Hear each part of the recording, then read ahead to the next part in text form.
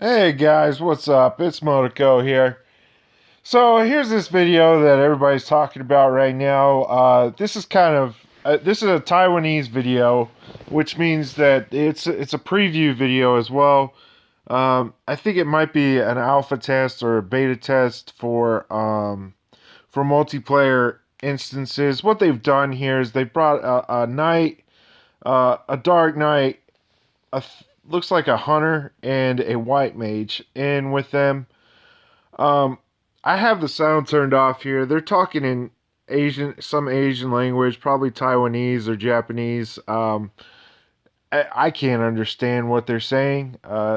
Maybe somebody who um, can speak their language could translate for us and leave us a comment as to what they're talking about exactly. But just looking at this battle, I just kind of wanted to highlight this just to show you what's coming down the pipe. Okay, to highlight this, what's going on here, okay? So everybody inputs their commands for each turn, okay? You get I think it's 4 or 5 actions per turn. It might be dependent on your actions. You'll note that this is the white mage setup right here. He's got 2 heal card.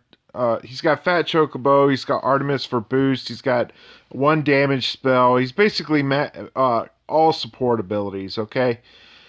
Now, why is that?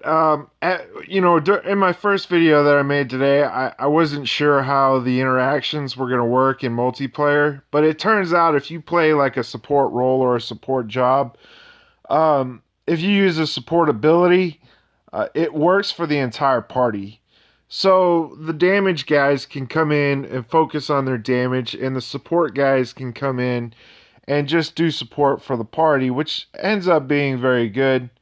You'll note that they're breaking down this opponent's break bar pretty well. The boss is not really hitting that hard. I think the mage at this point has cast Fat Jokobo on the party, so everybody's getting kind of a party defense buff. The knight may have done 1 or 2 things to help out the party as far as party defense goes. I don't know how the element drives work yet. I haven't watched enough of the fight to really know. Uh, it could be that if one person element drives, then everybody gets that element drive. Uh, but I don't know yet. That's just an assumption at this point. So the breaks, they get him broken here, and basically they get 2 turns to kind of pump damage into him. They don't get a full round of break against him. Um, and then Ifrit kind of gets up after this and does his super move. Uh, it looks like everybody has some sort of drain effect going on, or maybe just the knight does. I'm not sure. I think maybe it might be broke down into where the support class is the only one that can buff the party, and then everybody else gets their own individual buffs. That could make sense. So here comes the Freets, like basically his big move. They have a turn to prepare for this. The white mage casts Fat Chocobo, and you'll note here that it's going to hit the entire party. Um, so that's definitely something to think about when you're playing these things. This is why white mage is such a great support job or a great job in multiplayer. You'll note that everything that the white mage is doing is hitting the entire party.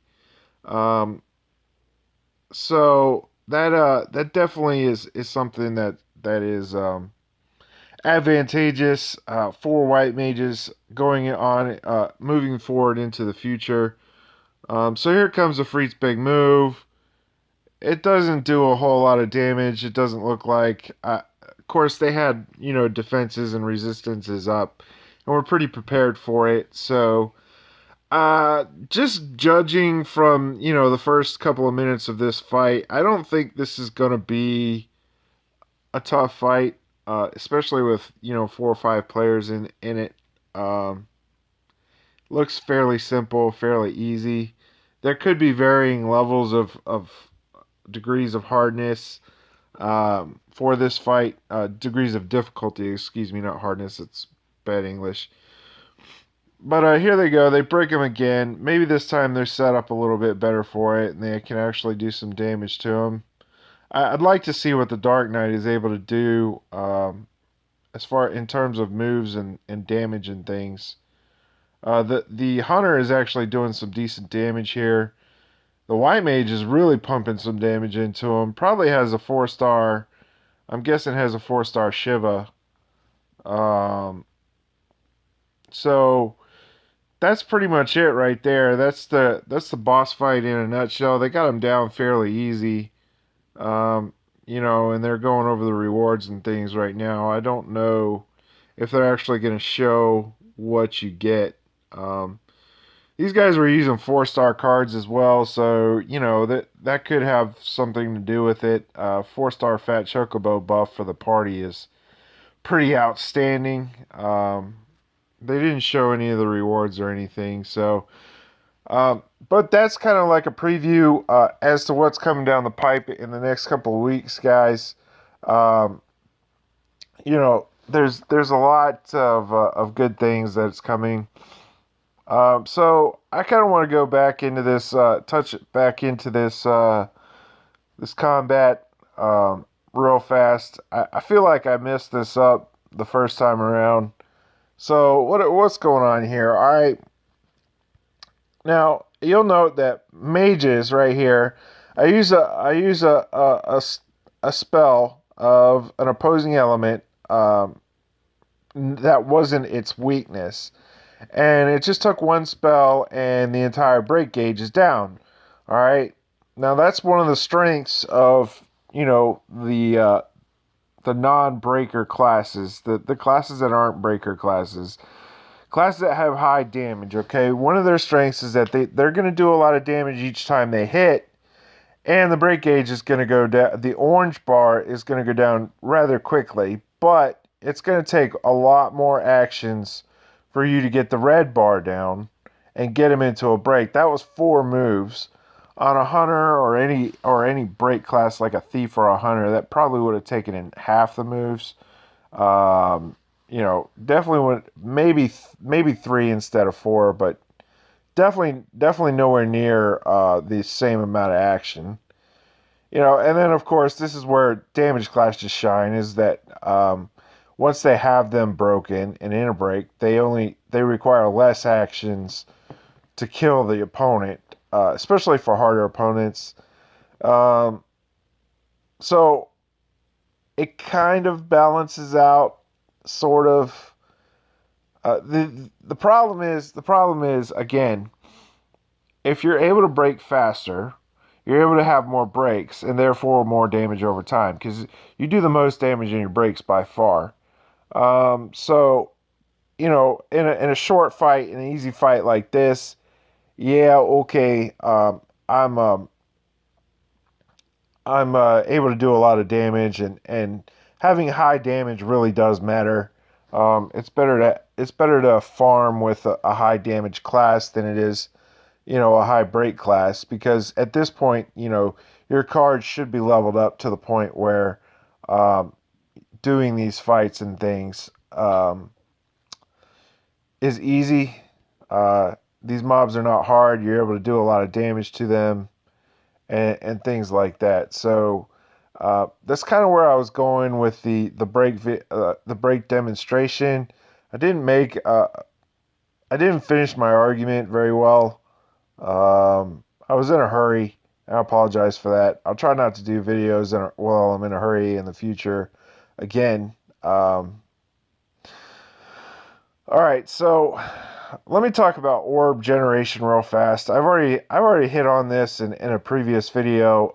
If you haven't seen my white mage demonstration video where I take them through arena, you probably need to watch that.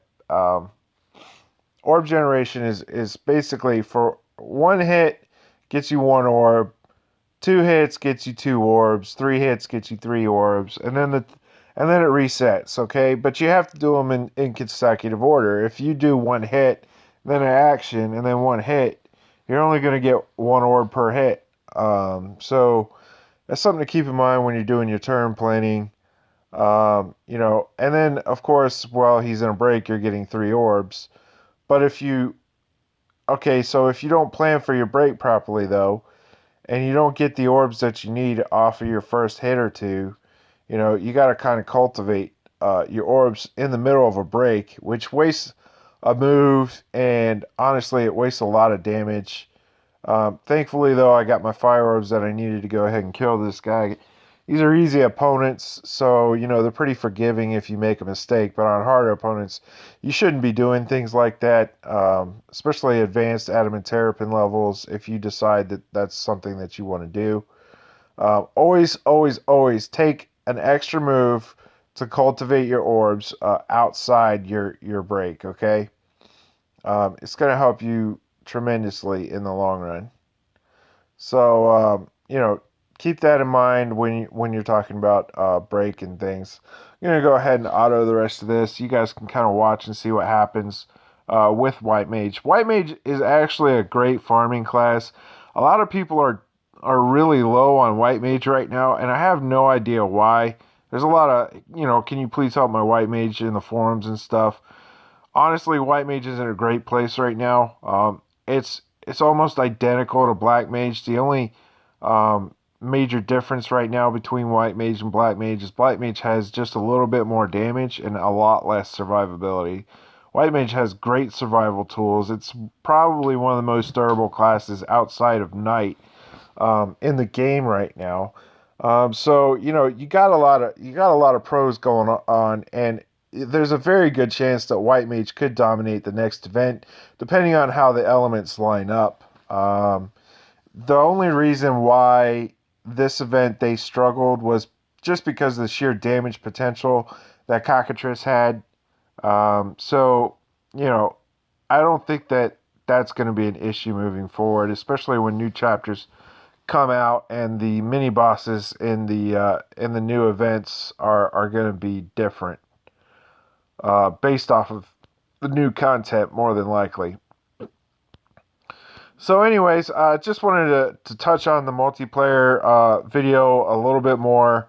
Um, Try and explain where I was going with that break demonstration. Just remember, keep in mind that, again, high break will be high damage, and high survivability will be high damage. But in easy fights, high damage will beat break and survivability. Okay, there are instances, and there are very rare instances where damage is going to be what you want to have. And usually that's in easier fights, but there's some fights that the boss just hits so hard that survivability doesn't matter, and you got to get him down as soon as possible. There's cases of that as well. I don't know how they're going to do this in the future. It seems like there's kind of a triangle going on: survivability, damage, and break, and you got to kind of manage all three of those. So some classes have two sides of the triangle, uh, and some classes just have one. Some classes have all three. So it's just kind of how they have the game going in that moving the direction they're moving in the game so far. So, anyways, that's really all I have for this video. Thanks, guys, for supporting and watching, and again, let me know if there's anything you guys need me to do. I'm kind of in a holding pattern, waiting for the new content to come out. So, have fun, guys, and I'll see you around.